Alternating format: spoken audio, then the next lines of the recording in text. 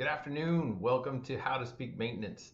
If you're new to our podcast, we are sponsored by the Texas Apartment Association Education Foundation, and we bring guests on our show to talk through the maintenance side of the property management industry and how we can help support our maintenance teams in their everyday business. So, my name is Jason Fein. I'm the VP of Maintenance Services at Dominium Apartments, and I'm here with Becca Ramati, who is the VP of Texas Apartment Association Education Foundation.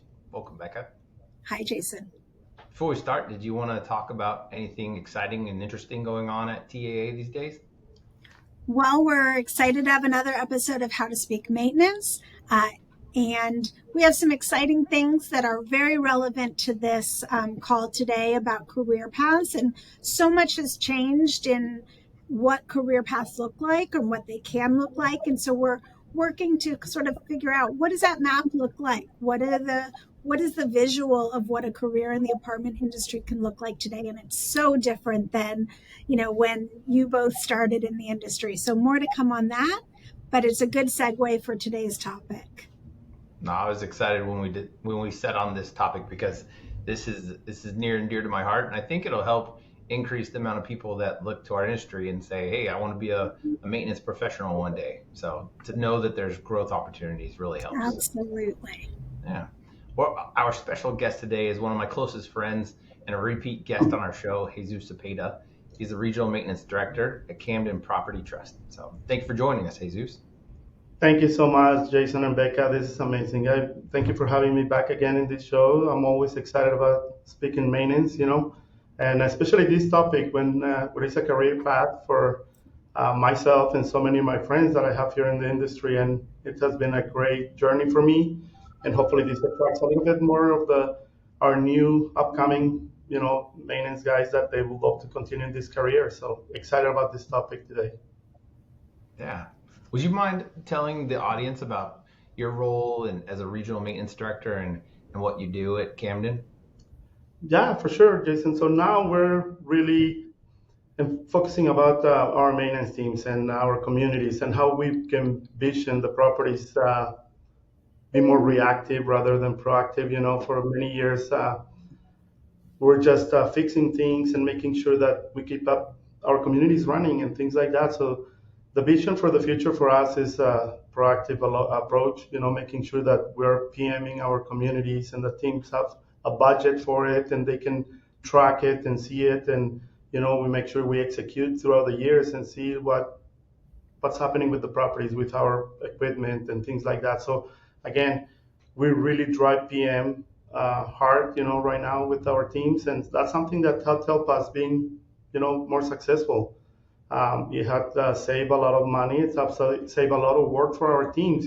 They less calls in the middle of the night for them. So a lot of benefits with that. So that's something that me and my team we really, really focus on that. That's great. Yeah, for anyone new to the topic and new to this podcast, PM, if we're learning to speak maintenance, PM is preventative maintenance, which is so important and keeps, your properties working better and making sure that you can save money on things and make sure that you're not, well, you guys can describe it better, but, just if we're speaking maintenance, let's define that real quick. Yeah, definitely. I mean, preventive maintenance is taking care of the gutters before they start leaking into your building or maintaining your generator before it doesn't work during a hurricane. It's the things that are going to help you sleep at night, like Jesus said. So glad you brought that up, Jesus. Yeah, no, thank you. Well, let's dive into our topic. I'm excited about this one. So let's talk about the traditional role of maintenance, how it used to be kind of behind the scenes. Like when you hear that, like what are your thoughts on that?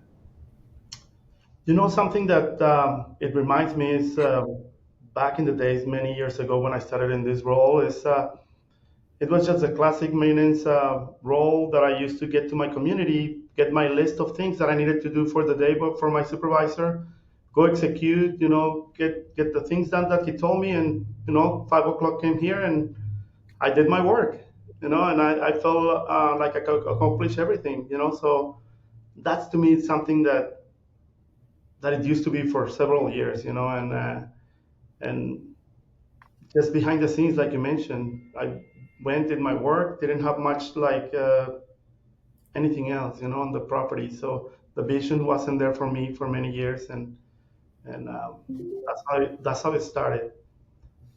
But when we say behind the scenes, I kind of disagree on it, right? Like it's when you think about maintenance employees back then and even today, they're the ones that are going into apartments. They're the ones cleaning the buildings. They're the ones doing all the work, and they're resident front facing. So, I mean, I would go to guess that they're the ones that are keeping the occupancy up, right?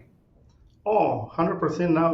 Like, what I was talking about behind the scenes is what like back in the days that like we were not as involved in like scores and things like that, which I'm sure we're going to speak up a little bit on that in a little bit. But oh yeah, for sure. For many years, like the maintenance teams have been the backbone of the apartment industry. Keeps our residents happy, things running, and things going smooth in the property. So for sure, they have a big role in this industry.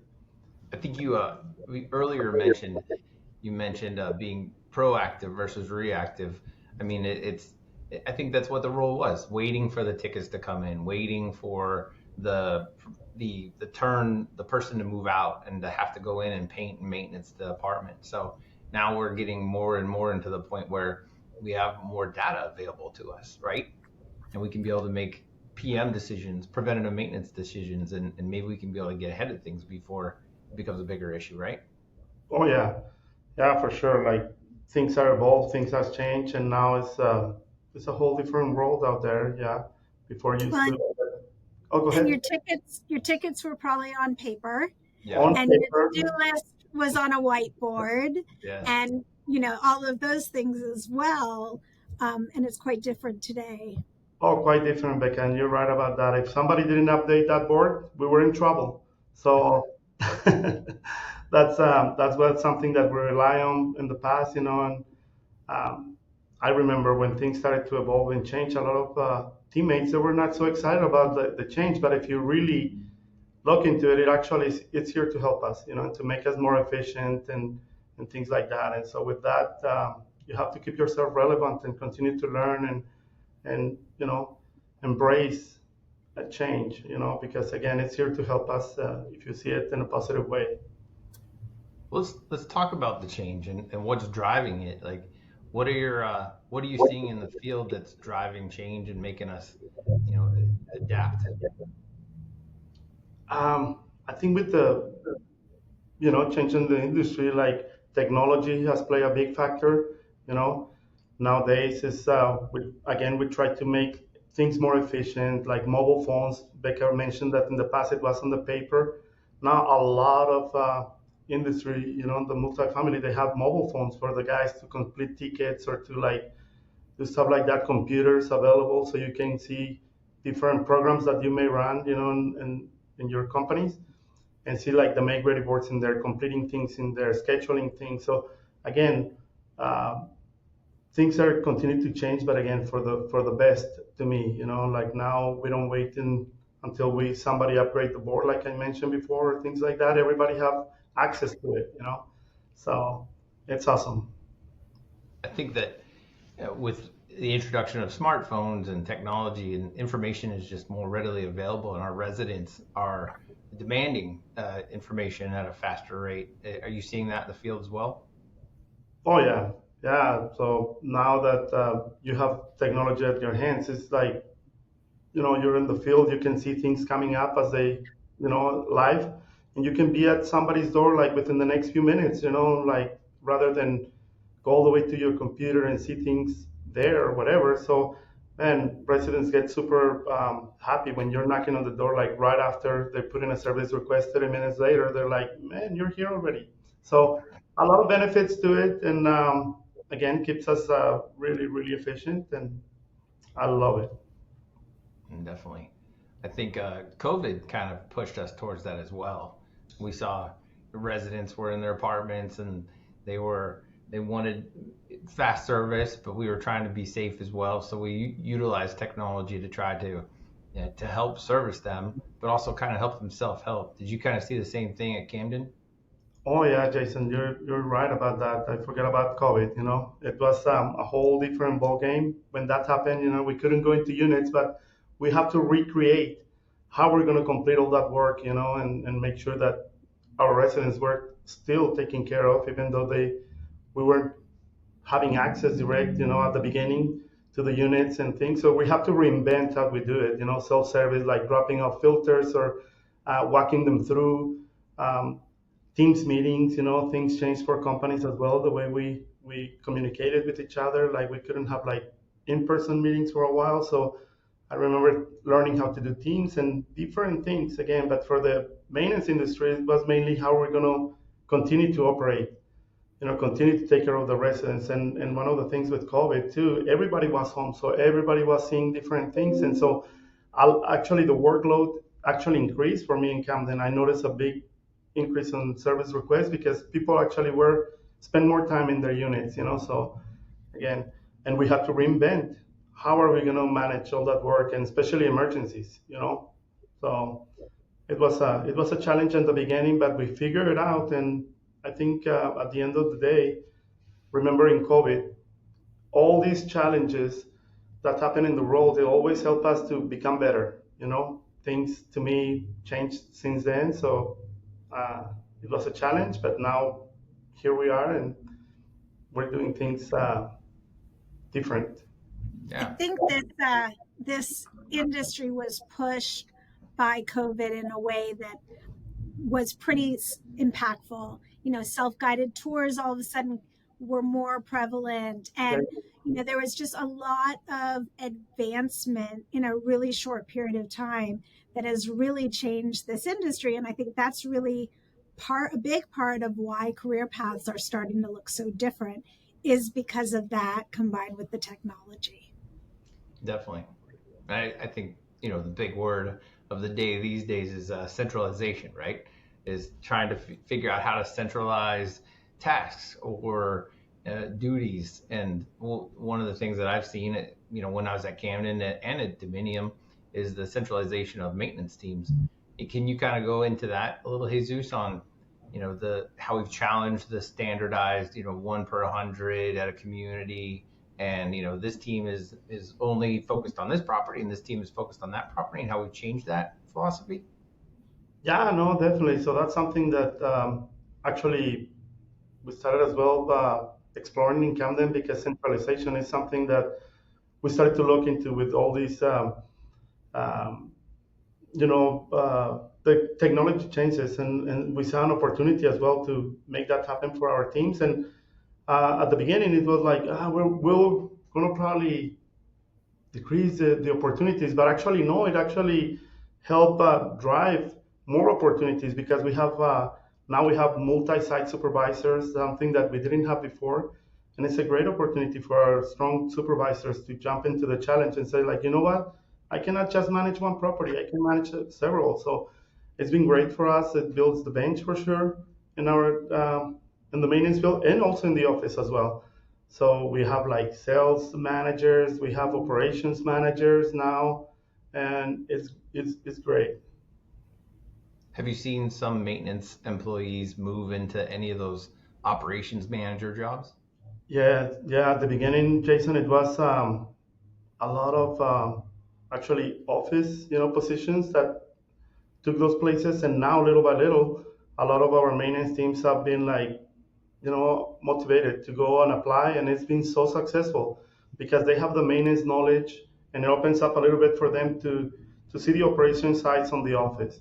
So it's actually grow their careers quite a bit. And so maintenance guys, we have like I think in Texas 7 or 8 so far that are from the maintenance field, and it's they're doing an excellent job. So super proud of them. And yeah. That's great. I remember back when I was a maintenance tech, and you kind of saw the ceiling. You said, you know what, I'm going to go to the biggest, baddest property and become a supervisor there, and maybe one day I'll become a director, and maybe one of those facilities jobs would open up. But it's so interesting to hear what you guys are doing at Camden, allowing maintenance employees to further their career and get on the office side and become an operations manager. You can only see that if they got at that opportunity, they might be even able to become a you know community manager one day possibly, or maybe become regional. So that's pretty cool. Yeah. What Also, not only the operations manager, Jason, we have more opportunities than that. And I know you were a big part of it. You cemented a lot of that here. And with that, many of us, we thank you for the job that you did here. And it was with the market maintenance managers, something that we didn't have before. We wanted to grow out a little bit farther than that. And so roles were created at the beginning. I was a market maintenance for the Houston area, and Jason came on board, and we grew even bigger that department, and it became to like what it is now, and continue to be. So very excited for those roles now too. We always talk to the supervisors and everybody that comes into Camden, like show them a career path that they can have with us, and it's been exciting for a lot of people to hear that those exist now. So yeah. was it difficult for those single site supervisors to get into a multi-site role? Did it take a long time for them to get comfortable with managing multiple sites? At the beginning, I think it was a little hesitation, like, can I do it? And the job of like the market maintenance is to encourage our guys to like everything is possible and it's all up to you and how you perform in your communities and stuff. So at the beginning, that was the main thing that I noticed. Now, not so much. Everybody's like trying to wait for those opportunities to pop up and like jump in for the challenge because, again, uh, I think they've seen the path that like when you go to those roles, then the next thing is either facilities or like bigger roles. So it is exciting. Yeah, especially in this market where we have so much competition to hire up the best talent, right? It's hard to find great supervisors because everybody's trying to retain what they have. They're trying to retain the maintenance teams that they have. So it's important for every company to sit down and be able to try to figure out, is there a career path for my maintenance employees to be able to thrive and continue to grow? Because if they don't have that opportunity and they feel that they've kind of stalled out, then they might find other opportunities elsewhere, right? Yes, yes. Right now, holding up to your talent is crucial. We don't see that much. Well, not, I shouldn't say like we don't see that much interest, but we have seen a decrease on interest on the industry. Maybe, new generations probably don't have the visibility that we used to have. That saying it's a career, and that's why it's important for us to continue to show that it is a career and it's something that you learn. The skills that you learn in this industry are for life, and you learn so many things: electrical, plumbing, and pools, and you certify people, you get them excited about it. That's why our team is here, really focused on training and certifying people so they can have that on their record, and those tools for them to continue to be successful in the maintenance field. So Well, and it's interesting also to see with the incorporation of more technology into the maintenance side of things. Also, there are a lot of new skills that are required for maintenance team members that make it very much sort of a career path and a desirable and interesting path that someone could take that may not have considered it, when you all started in the field. So it's interesting to think about the skills that are even required or that you can learn on the job that are required now that weren't there yeah, years ago, 5 years ago. exactly. Computer skills, Excel, different things. Not that now you have to be familiar because that's how we operate. So for sure, it's different. Definitely. I think as we introduce more technology to our maintenance teams with AI or with more Excel spreadsheets, it's going to become uh, more involved with technology, and our maintenance teams are going to have to adapt and grow. Us old timers, Jesus, we're gonna be having to learn more computer work. Yeah, see, we all have to continue to learn, continue to be relevant again because the future is coming too fast, and we have to like keep on track. So yeah, But I like where it's heading though, because now our maintenance teams have that data. Before, it was really hard to get, the reports were kind of controlled by maybe the office team. Maybe the regional was the only one that saw the reports. And now with technology and some of the different systems that I've seen in the marketplace nowadays, there's the ability to be able to use AI to say, hey, what's my biggest expense? And as a maintenance employee, you have that information at your fingertips as well. So then you can be able to make the right decisions. So I don't know, have you seen a lot more involvement from your maintenance teams on the expense side of the house? Yeah, for sure, Jason. Like a lot of that stuff is have helped us. Technology like to keep our guys looking at different things, like you were saying, budget wise.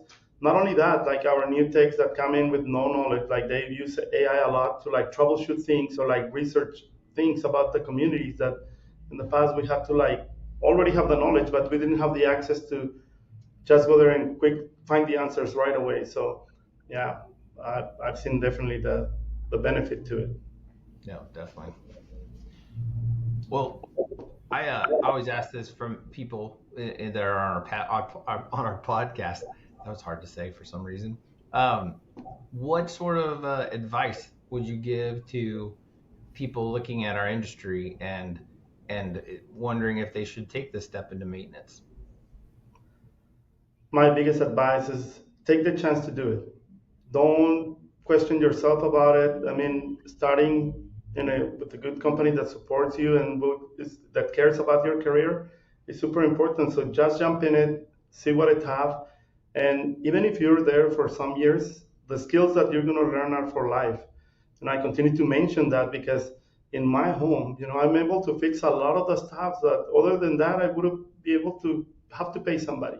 And it's something that is there for you for the rest of your life. And again, continue to go in there, see what's opportunities are there. Like we have so many different roles now that didn't exist before, and the focus on maintenance, not only for Camden, I've seen it throughout the industry and with many companies, is maintenance. So again, we play an important role. Buildings will always be there. Homes will always be there for people to live in, and things will continue to break, right? So, yeah, It's true. encourage you. Well, I've, like I said previously, you're one of my closest friends, so I've had the opportunity to watch your career and watch you grow. I mean, would you have, speaking back when you first started in maintenance, would you have ever expected to be where you're at and doing what you're doing? Definitely not, Jason. Things has changed in my life in the past years, with opportunities and blessings. And all of that is, I continue to say, you say something. Well, another advice to anybody that comes into this industry is discipline, and never look back. Never like, you know, if something doesn't open up at the first time that you apply for, don't get down. Continue to perform at your best at all times, and things will come. So there's fewer opportunities, and when you get higher up, and even in the maintenance field, there are so many maintenance techs, right? So many. So opportunities will always be there, but there's only going to be one supervisor per property. But if you continue to be the best at whatever level you are in your career, things will come. Just be patient. Like right now with new generations, I think we expect things to happen faster in every aspect, but sometimes it takes time. But again, do never lose your discipline and your dedication to anything that you choose, and success will come. Yeah, I mean, even looking back on my own career, I would have never thought I'd be where I'm at. And I think there was times where I might have said, you know what, this is a kind of a dead end career here. But like you said, if you work hard and you keep making opportunities for yourself, they come. Some of my promotions, and I know your promotions as well, it wasn't something that you applied for, right? It was given to you because they said, you know what, this guy's the best of the best, and we're going to give him this opportunity, right? Yeah, that's a good point, Jason. That's another one that I always tell the guys: be the one that people look for you. Don't be the one that you have to apply all the time. Eventually, when you do the right thing and you continue to work, people will look for you. Well, that happens within Camden and the properties. oh, I want that guy in my team. Every time something opens up, everybody knows what you're doing. So again, continue to perform, and things will come for you. Yeah. I think as time changes and we continue to move on and technology continues to grow, this maintenance role will continue to adapt and build into something different.